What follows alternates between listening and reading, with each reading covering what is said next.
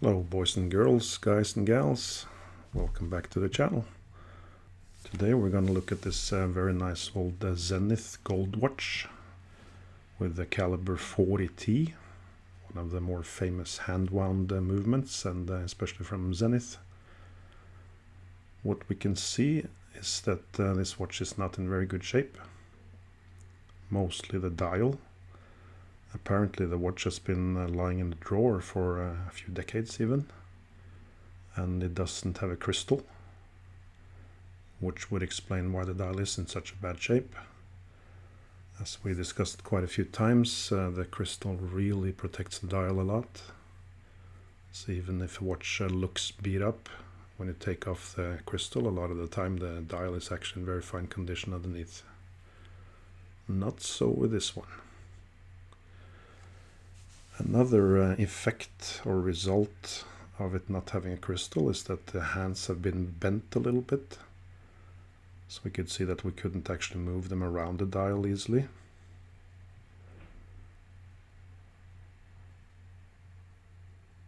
So we're going to have to assess this dial a little bit more in detail to see what can be done and what has to be done. But first we're going to take the movement out of the case. We can see this very nice perlage inside the case back. We're going to talk a little bit more about Zenith as a brand in this video.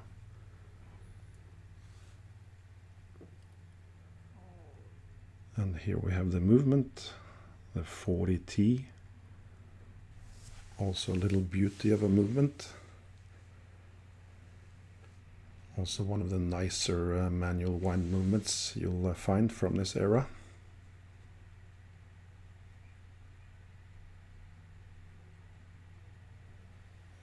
Let's first undo the case screws so we can take the movement out.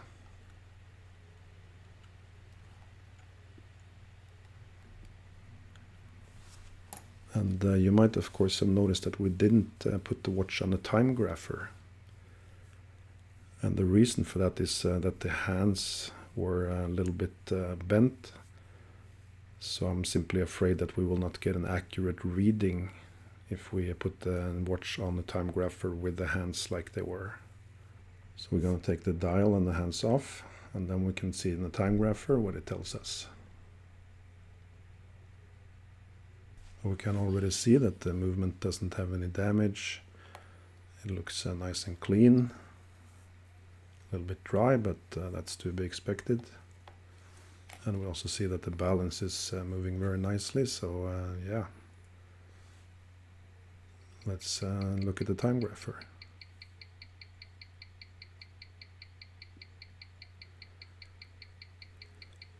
Nice straight lines, a low amplitude as can be expected. A little bit of a beat error, but generally this looks pretty good, just in need of a service. So the movement itself, the 40T, is the last iteration of the 126 series. And for those of you who know Zenith vintage calibers, might wonder why this is nickel plated and not gold plated as most of the older ones were. I don't think there's a specific reason for that, other than that Zenith stopped the gold plating movements and started nickel plating them around this time. I know there were some gold plated chronometer spec versions of the movement, but I'm not sure if that was a consistent thing. Speaking of which, the movement is extremely solid, very well made, and as mentioned, it is absolutely chronometer capable. The main difference between the chronometer rated movement and let's say standard one like this one is that the chronometer rated one has been adjusted a little bit finer and in more positions. But the movement otherwise would typically be the same. Sometimes maybe the balance wheel would be different.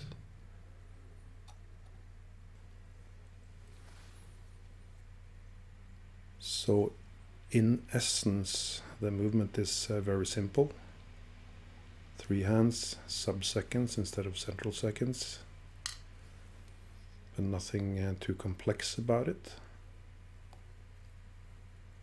So while we pick it apart, we can talk a little bit about Zenith as a brand as well.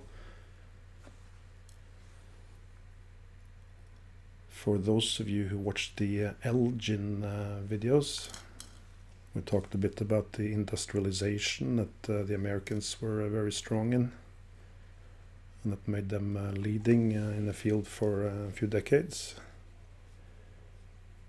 But Zenith should really be mentioned as well as probably the first modern manufacture. The owner, the founder, Georges Favre-Jacot, he really set up a modern plant, big plant even, which I think at some point employed about 2,000 people, so also very big, with the modern machinery, equipment and everything. And that was back in 1865. So even slightly before IWC was established.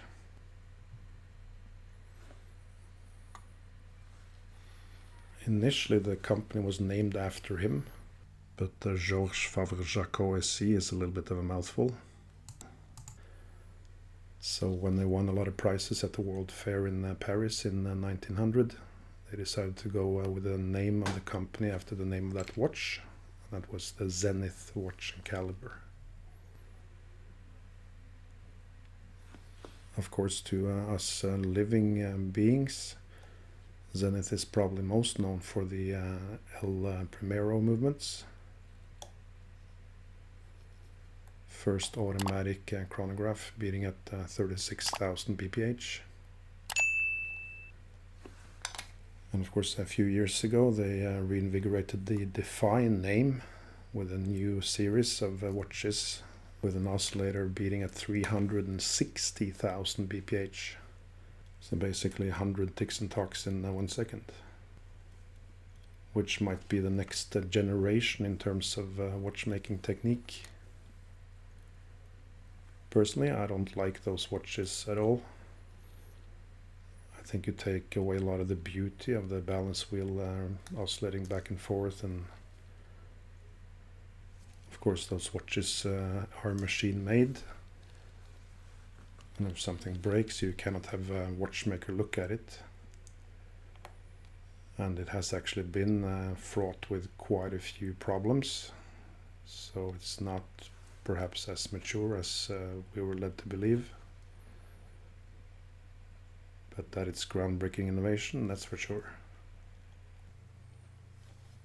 The El Primero is of course quite interesting as a backstory. Zenith was, as a lot of watch brands, struggling a little bit towards the late 60s, and they were actually bought by an American company also called Zenith. Zenith Electronics, or Zenith Radio Corporation as it was called then, which was basically manufacturing radio components, electronics. And if you think that sounds like a strange match, then yes, you are very observant. Pat yourself on the back. Some say that the purchase was basically because they wanted to avoid any trademark or naming infringement. But it's also good to remember that this was the time when everyone thought that the future would be food on tubes, that you would have silver jumpsuits and flying cars and what have you. So the new owners basically thought that quartz was the future and that anything mechanical was obsolete and not worth preserving. So they basically ordered the Swiss manufacturer of Zenith to shut down and destroy anything that was used for making mechanical watches. And the El Primero was of course the flagship at the time for Zenith. So a defiant watchmaker, he decided to hide all the machinery, all the designs, basically put it in the attic and put up a wall to hide everything behind it. And it worked. A few years later, towards the end of the 70s, a Swiss group took control over Zenith, and then they basically tore down that old wall, got all the machinery back up and running, and started producing El Primero again. So that watchmaker is regarded as a hero, of course. Probably standing up to Americans was a big part of it. I think it's pretty well known that the French like to be independent. And I think that mindset is also part of the French-speaking areas worldwide.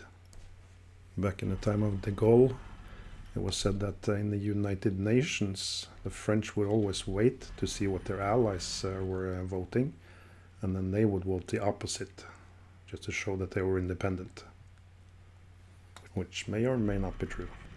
But I remember myself back in 2004, we were driving through France and we stopped at this roadside fast food restaurant. So I walked up to the counter and I asked the lady there for freedom fries. She was not amused. I'm not sure that was because she didn't understand English or for other reasons. Anyway, we're almost finished dismantling the movement. We're gonna very quickly clean / polish the pivots of the different wheels. I'm gonna have a look at the mainspring.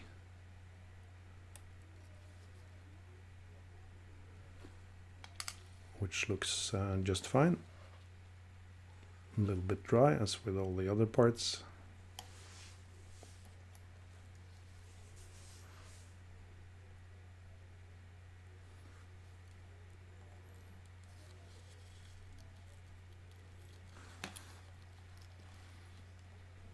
Let's take it out and see. But I think we can reuse it.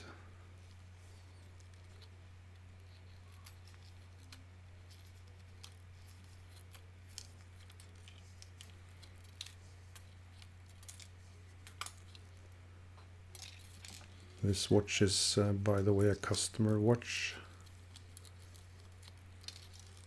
Belonged to his grandfather, who was apparently a watchmaker himself, which would explain why the watch looks so nice inside. But the dial is quite a different tale.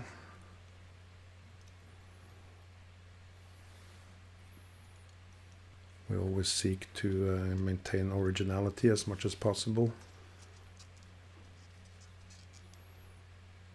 I'm not a fan of restoring things to look brand new, both for the case and the dial. So we're going to see if we can clean this up.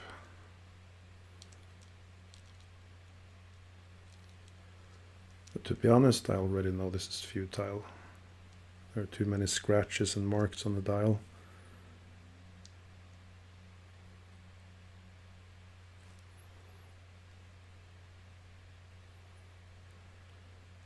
So what we're gonna do, we're gonna restore this dial. Gonna of course keep everything on it, all the indices and numerals, the star, but we're gonna have to restore the rest. This is something I think should be done hesitantly. An old watch should look its age, in my opinion, and proudly so. Having what you know is a 6-year-old watch look like it was made yesterday just feels fake and wrong. It's a little bit like if George Clooney all of a sudden looked like he was 18, you would just, think this isn't right. He's closer to 80. So we're going to see the result of that restoration in part 2 of this video. For now, thanks for watching this part.